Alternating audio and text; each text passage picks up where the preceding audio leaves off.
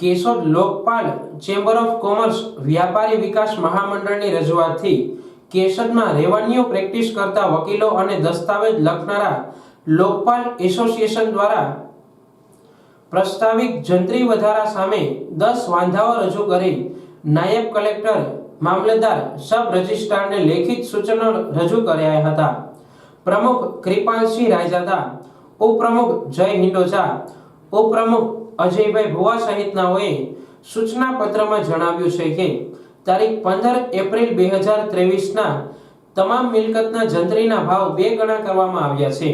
તેમ છતાં 20 મહિના જેવા ટૂંકા અંતરેથી 2 થી લઈ 10 ગણો ભાવ વધારો ઝીકી દેવામાં આવ્યો છે। આ ખૂબ ગેરવ્યાજબી છે। મોટાભાગના સર્વે નંબરોનો વૈજ્ઞાનિક પદ્ધતિ છોડી રેન્ડમલી ભાવ નક્કી કરાયો હોય। વિકસિત અને દૂરના અવિકસિત વિસ્તારો જંત્રીના ભાવમાં દર્શાવાતા ન હોય। પ્રાસ્તાવિક ભાવ વધારો વાસ્તવિક ભાવ સાથે તાલમેલ ધરાવતો ન હોય।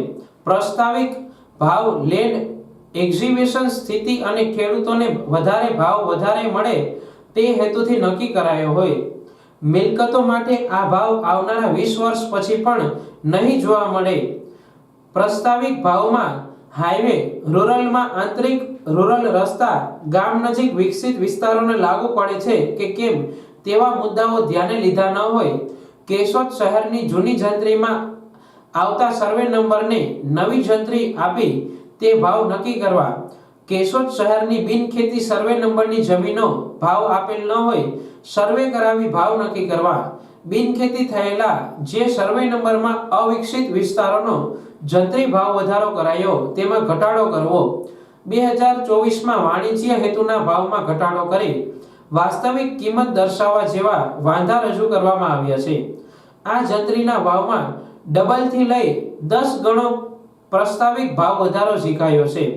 જેમાં ખેતીની જમીન માટે અગતરાય બાજુ જૂના જંત્રી ભાવ 90 થી 280 હતા। હવે પ્રસ્તાવિક ભાવ 180 થી 300 એટલે કે 2 ગણા। મોટી ઘસારી વિસ્તારમાં 110 થી 150 થી વધારીને 315 થી 617 એટલે કે 4 ગણા। કોયલાણા વિસ્તારમાં 56 થી 98 થી વધીને 332 થી લઈ 650 એટલે કે 6 ગણા। અજાબ વિસ્તારમાં 80 થી 140 થી વધીને 315 થી 617 એટલે કે 4 ગણા અને કેશોદ વિસ્તારમાં 150 થી 1070 થી વધીને 690 થી 10400 એટલે કે 10 ગણા વધ્યા છે।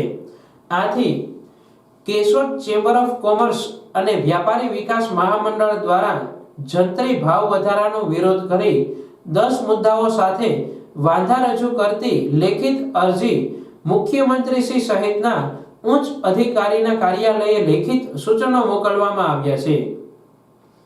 કૃપાલસિંહ રાયજાદા, એડવોકેટ તથા કેશોદ તાલુકા લોકપાલ એસોસિએશનના પ્રમુખ દરજ્જે આજ રોજ સરકારશ્રી દ્વારા જંત્રીનો જે અસહ્ય ભાવ વધારો કરવામાં આવેલ છે તેની સામે અમે વાંધા અરજીઓ અને સૂચનો સરકારશ્રીને આજ મોકલ છે। જેનું એક વાંધા અરજી આજે નાયબ કલેક્ટર કેશોદમાં અને મામલતદારશ્રીને આપેલ છે।